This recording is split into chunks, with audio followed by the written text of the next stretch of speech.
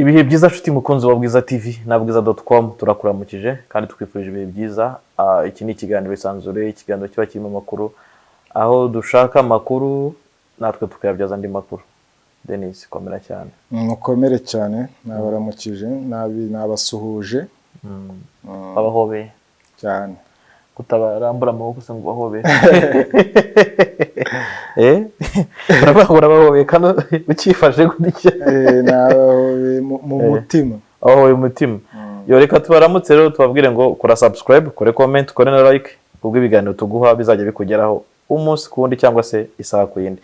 Denis, tugiye rero mu makuru ari kuvugwa hirya no hino cyangwa se tugiye kwisanzura muri izi nkuru aho uyu munsi none inkuru ziri kuvuga muri Kongo nuko u Rwanda rugiye gushinga ibirindiro by'umutekano by'igipolisi muri Goma, mu mujyi wa Goma.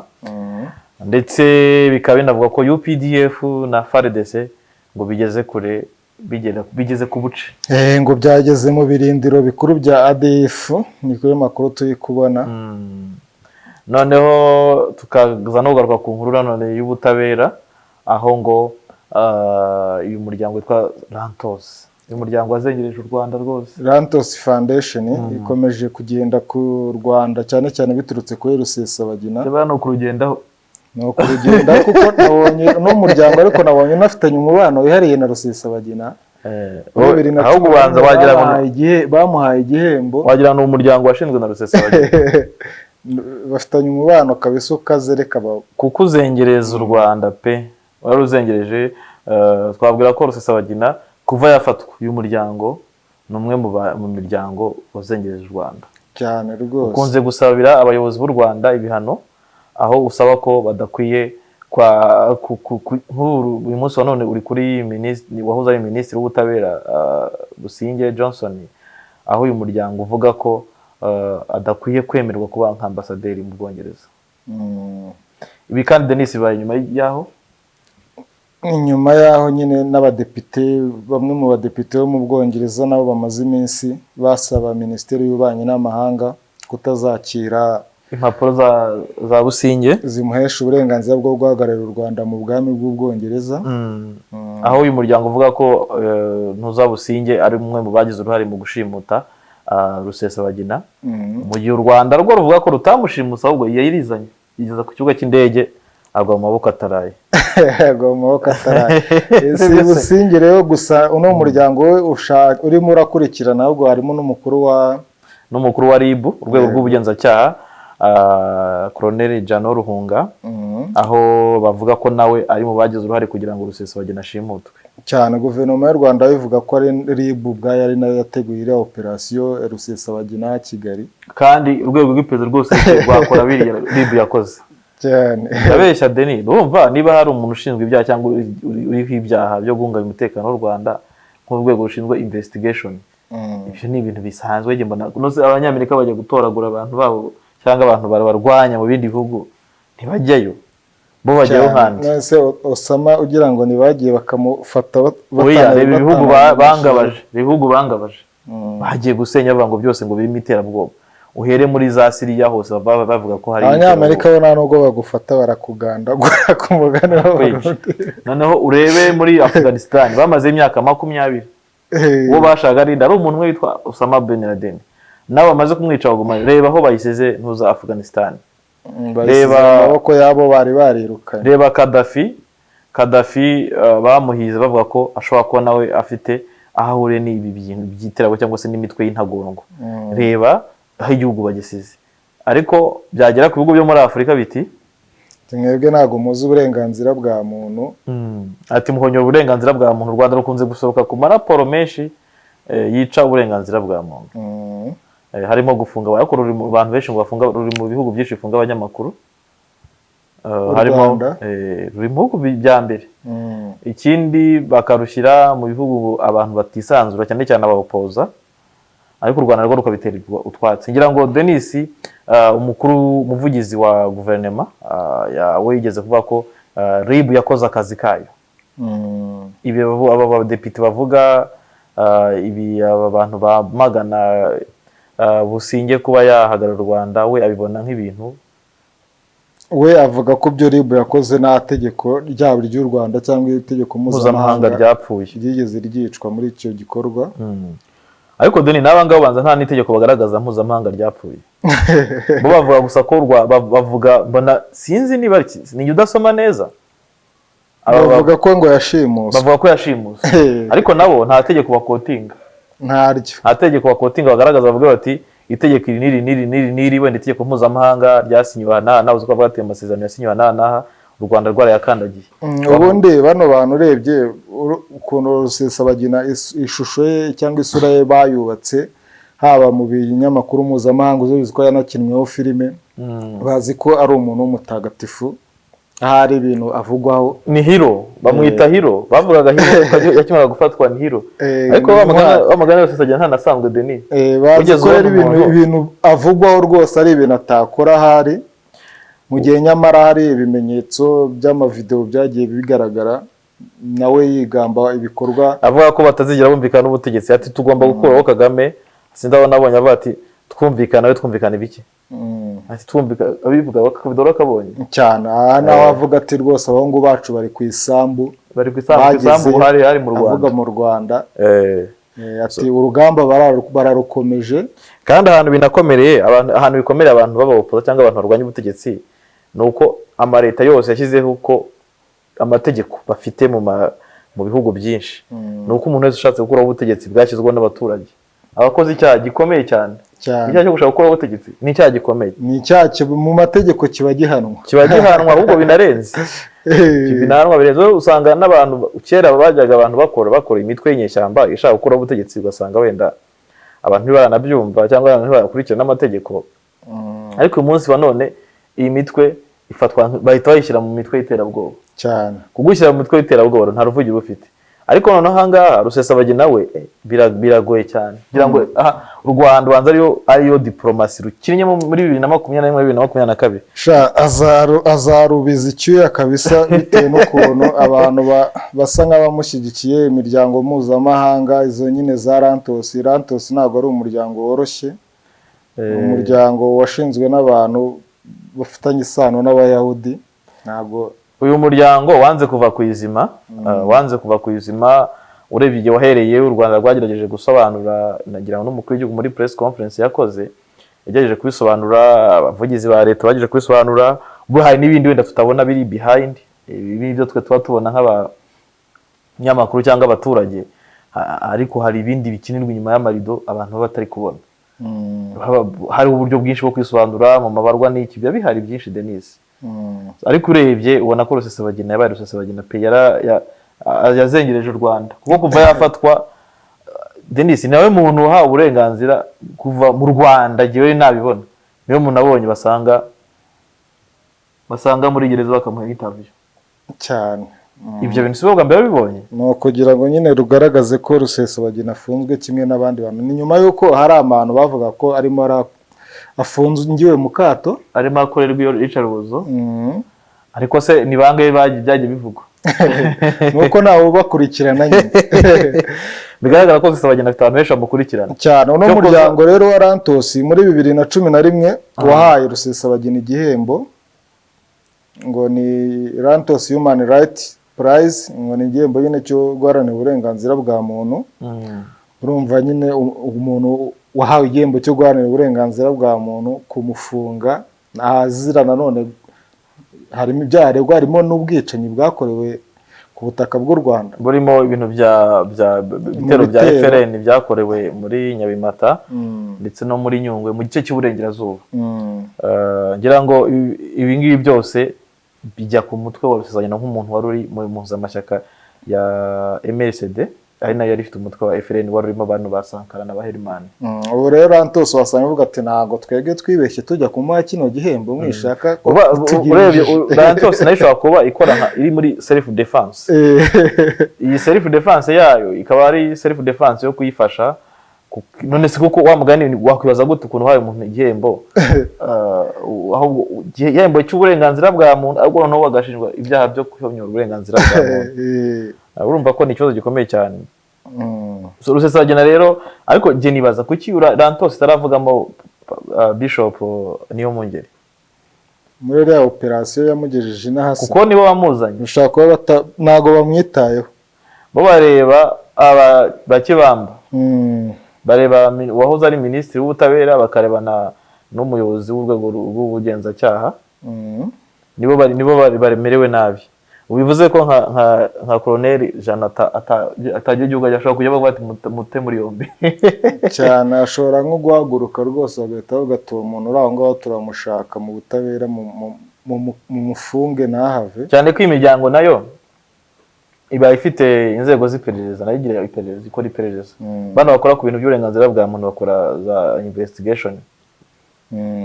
So mu bigaragara rero nyine nuko u Rwanda rw'ubumoso none ruracyabwira rushinja gushimuta Rusesabagina ko ibyakozwe byose byubahirije amategeko, mu gihe nanone n'abangaba nabo ntago ndasoma, cyeka nari usoma nabi, sindabona aho bavuga bati u Rwanda rwishe itegeko mu ngingo ni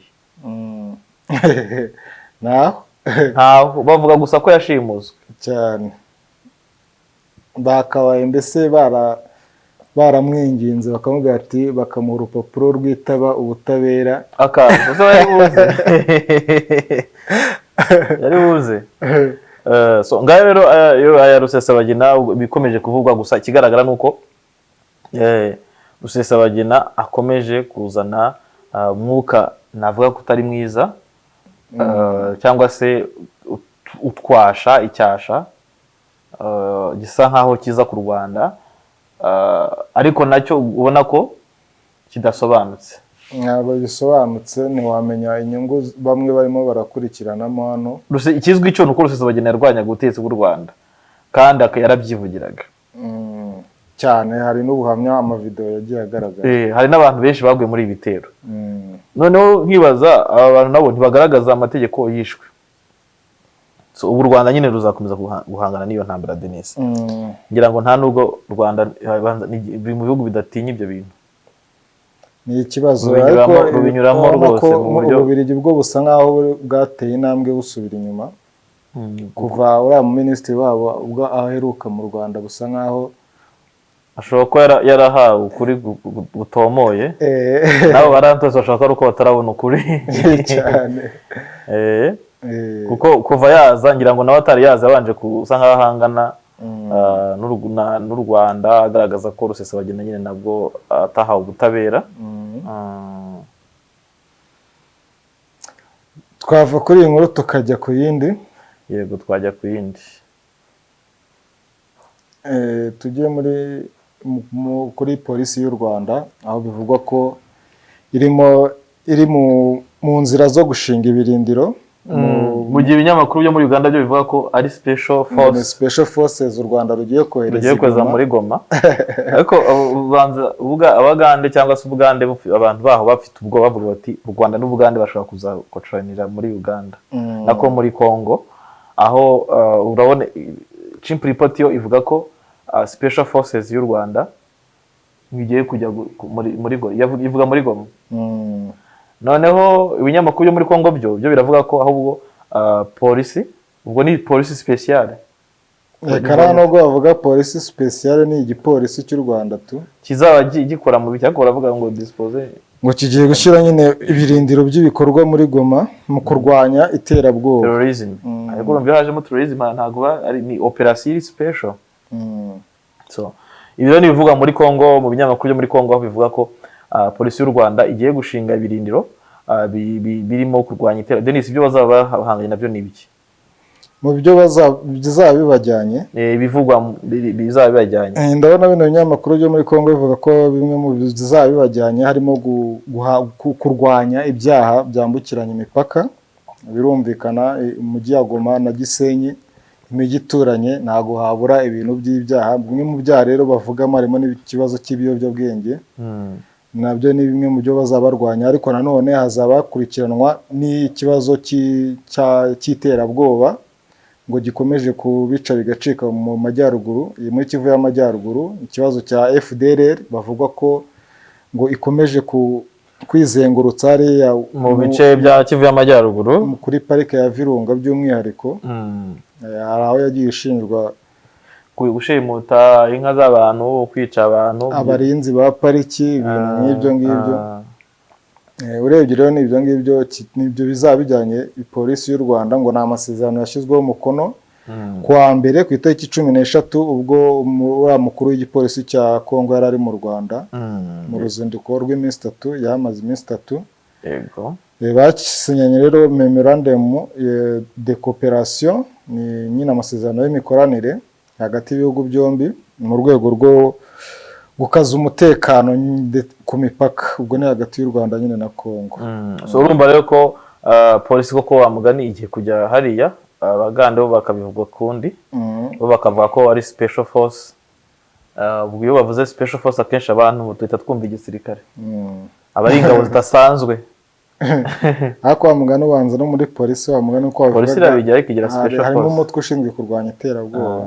Sijyana mbona bita niba ICTU ni CTU Counter Terrorism Unit, ariko banza atari ya polisi, banza aho gari nk'umutwe wihariye witwa CTU. Ko wambaye se impuzankano ya polisi kuko uzana wajyana na perezida, uzabona hano perezida bari uzasanga na barinzi ba perezida bambaye CTU. Ariko bari abo babivuga ko bemererwa kwambara imyenda yose bashaka, ariko CTU usanga ahubwo ari bari nkunze kubona bari kumwe na perezida, ngiye mbona aribo babyambara. Narandi hano babona hano umugize babona hano His Excellency ari mu bizwi byo polisi nayo igira special force deni. Polisi y'u Rwanda igira special force kandi sino y'u Rwanda gusa, mu bihugu byinshi usanga bagira, hari n'abagira bayamira abandi bita SWAT. Ni SWAT? SWAT nyine baba bashinzwe kurwanya ibyaha bikoreshwamo intwaro. Bari special force nyine. Special force za polisi urumva nayo nta wayitandukanyiriza n'iy'abasirikare. Umwitozo bari umwe kabisa cyane. Ibi rero nibigiye kugira gute kubera he muri Kongo. Yego. So rero Denis tukiri none kuri ibyo by'ibyaha ngo ejo hari abantu 4 polisi ifunze bakekwaho gushuka abakobwa bakabambura ndetse ngo bakanabasambanya. Ngo harimo n'umwaro urwaye indwara idakira yemeje kujya yanduza abantu. Nkuko bakaguhamagara bafite akazi ukagenda bakagusambanya. Ejo RIB yaraberekanye rwego rw'ubugenzacyaha babasambanya ku ngufu se cyane ku ngufu, kuko baraguhamagara wowe bakurangira akazi, bashaka kurangira akazi baguhamagara bakurangira akazi, ariko nta kindi bashaka ari ukwambura ibyo ufite telefone no gukoresha imibonano mpuzabitsina. Ndabona hano mu byangombwa bagiye bafatana harimo n'amakarita ya banki, harimo udukomo tw'abakobwa, harimo iki nabo rwose ni umutwe w'abagizi ba nabi. Ahubwo ni umutwe w'abagizi ba nabi, ntubivuga ngo nabo ni umutwe. Mu gihe ibyaha byabihamye baba ari abantu babi cyane rwose. Rero urwego rw'ubugenzacyaha rwasobanuye ko abakekwa ngo bakoraga ibi byaha, umwe muri bo akaba ashuka umukobwa bahuriye ku mbuga nkoranyambaga bagakunda, noneho akazamusaba ko basohokana bagasangira. Muko gusangira ngo nibwo abantu byahitaga ibibazo bikomeye. Ati muri uko guhura akenshi biba ninjoro, ahita ahamagara bagenzi be bakaba aribwo biba uwo mukobwa ibyo afite byose nyuma yo kumusambanya. RIB ndabona ivuga ko ibyaha byakorewe ngo ahantu hatandukanye mu mujyi wa Kigali kandi mu bihe bitandukanye. Abakobwa babikoreye bagera ku 8 bari mu kigero cy'imyaka iri hagati ya 21 na 30. Akosa abantu bashatse imikorere deni bakoze. Abantu bakoze bakemera kurya dukeya cyangwa natwo batura bakihangana ko atari urwumwe. Ni hatari kabisa. Urumva ni ikibazo gikomeye cyane. Aba rero RIB yaberekanye igaragaza ko idosiye yabo irimo irakorwa ngo bajyanwe mu bushinjacyaha, ubwo n'urubanza rwabo ruzakomeza bababere cyangwa se hamwe n'iyo byaha.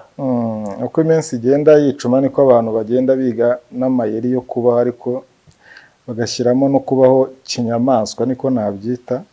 Nabonye hari n'umugabo ariko wavumbuye amayeri yo gukwepa ibihano by'umuvuduko we yihindurira plaque, agakoresha plaque y'incurano yikoreye, ubundi za kamera zigafotora, bashaka umuntu muri database bakamubura, ubundi ejo akigaragarira yifitiye imodoka iriho izindi plaque. Ariko polisi y'u Rwanda nayo irayizi, uyibeshya rimwe ukayibeshya kabiri ariko gatatu bwa gatatu ariko ubundi babeshya kamera imodoka ze niba bayigaragaza bashobora kuyoga plaque bakareba ntuza bakamenya isura y'imodoka ubu bakwiberwa koko umva nk'uwo muntu aba yibeshye cyane rwose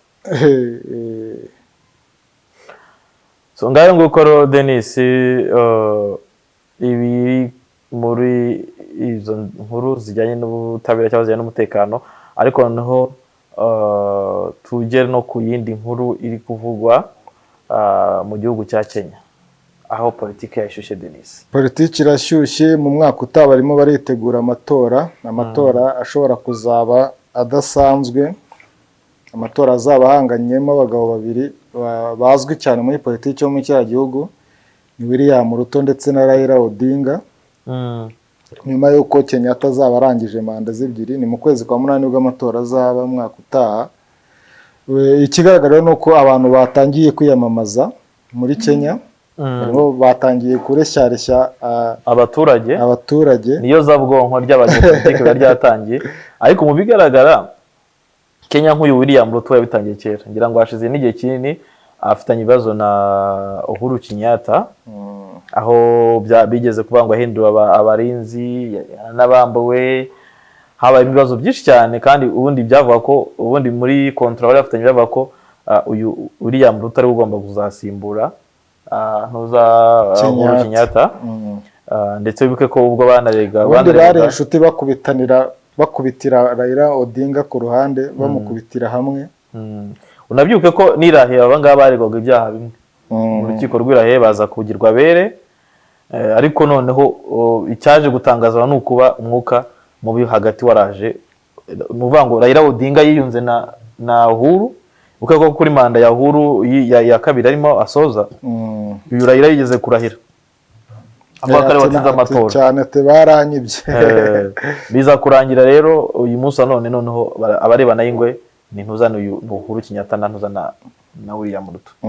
Mu gihe noneho uyu ntuzana Raila Odinga ari kwibere Denis, ari kwibere ndetse na Kenyatta yiyemeje kuzamushyigikira kandi azatsinda uyu ntuzana Raila Odinga. Ariko si ubundi Ruto na Kenyatta bapfuye ikiriba warabikurikiranye. Ugira ngo mu minsi yashize uyu ntuza Ruto ni wavuga ko hari abantu bamuteranyije na perezida bajyana n'amagambo, Denis ubundi ni amazimwe. Ibi byose rero birashoboka muri politiki, rega ibintu byinshi, hari abaza bacinya inkoro bashobora kukarangira da bashobora kukarangira birimo urusenda cyangwa se birimo. Hari ahantu nigeze kubona Kenyatta amubwira ngo niba atemera imiyoborere ye, ahari bashobora kuba hari abantu bamubwira ati Ruto iyo yiherereye apinga uburyo ki uyoboramo. Yarambwira ati niba temera imiyoborere yanjye uzegure uve muri guverinoma ugende ujye gushaka ibindi ukora. Undi aramubwira ati kareka barakubeshye nanjye ntabwo nayamanika gutyo. Ariko nyine kuva icyo gihe batangiye kujya baterana amagambo, ndetse Ruto yashatse kujya muri Uganda mu minsi ishize bamubuza kujyayo. Icyo gihe hashatse no kuza akantu gasa nk'agatotsi hagati ya Kenya na Uganda, ko byavuga ko Ruto yashoboraga kuba agiye gushaka amaboko, cyane ko Museveni ni umuntu usa nk'uwikangwa mu karere. Abapoza benshi kubura umupoza ukajya muri Uganda uvuye mu gihugu cyangwa se ugaragara nk'umupoza biragoye Denis. Ntabwo igihugu cyo gishaka kwizera, gishaka kiti kubera cyo agiye kura Museveni. Ati Museveni ashaka kuba bamuzo rwose, ashaka kuba bamuzo ko nta mikino agira. Ibyo rero bivugwa mu karere aho nyine abantu barebana y'ingwe barimo William Ruto. Ruto rero yabwiye abanyakenya mu gace kamwe k'iwabo ati uriya mugabo nimuzamutore ni umunyabugogo nta kintu yazabamarira. Ati no mu rusengero agiye ntajya atura. Cyane ko abanyakenya bari mu bantu ba mbere basa bagendera ku bintu by'imyemerere cyangwa se ibintu bijyanye n'iyobokamana. Buriya abantu bakondejwe n'Ubwongereza arimo ne gusanga bagira icyo kintu cya amadini cyangwa se icyubakamana, ikintu bumva. Buriya abanyakenya ku kintu cyitwa nka Christmas ni ikintu biziza cyane, ntabwo bakibakora, biba ari ikintu gikomeye cyane, kimwe n'Abagande. Urumva rero kuvuga ati runaka nta natura abamuteje, kandi uyu nguyu akunda kugaragara mu nsengero, uyu William Ruto kubasha imyaka nk'ibiri. Kiriya kinyamakuru Nairobi News kivuga ati rwose ati Odinga baramubeshyira ataratura rwose iyo agiye gusenga. Urumva ko nyine nyine urumva n'abo bagabo barwanisha media rega Denis. Kenya bateye imbere cyane ku buryo umuntu ajya muri media akaguhonderayo nawe ukaza ukamuhondera kuko abenshi bafite ibinyamakuru nk'aba Raila Odinga bafite ibinyamakuru bavuga ko iriya Nation Media ni yabo irimo zino za yigeze kuba KFM bafite ibinyamakuru byinshi cyane bikomeye muri Kenya na The Citizen banzi ibamo urumva rero nabakire kuguhondesha media simple bameze nyine nk'abanyamerika bagenda bakajya muri media bagahanga nabonye nka Trump yazengerejwe na za CNN kugira azita ngo zirakora fake news ngayo nguko rero ayo nayo muri Kenya aho muri Kenya nyine hari umwuka mubi Denis nanone tusaha basoza turusaba nk'abava kuri inkuru Amicro yabaye Amicro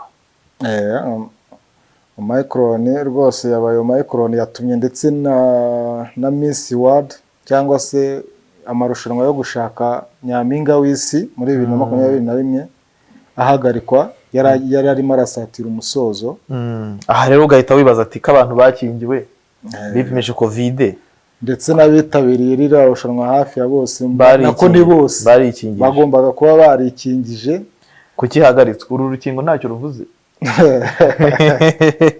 ni ikibazo rwose gikomeye covid ni hatari kabisa irimo challenge nyinshi cyane bagize gutya irushanwa ngo yarihagaritse harimo n'umunyarwanda kazi witwa Ingabire ni Miss Rwanda 2021 Ingabire Grace aho nubango Ingabire Grace mu Rwanda utaravuzweho rumwe n'abanyarwanda kubera ikanzu itarashimishije abantu rwose bayibonye ikanzu rwose navuga ko sinuza Ingabire Immaculée yavuze ko wayikoze cyangwa yimwambitse yari meze nk'uwariye ruswa yayigeranyije nk'ibintu nkuko atiruya nawe wayikoze yari ruswa kugira ngo asebye uriya mukobwa mu ruhando mpuzamahanga nanjye nubwo ntambara ikanzu cyangwa se nubwo ngiye nta nubwo nyita ikanzu ahubwo nyita igikanzu ni ikizibaho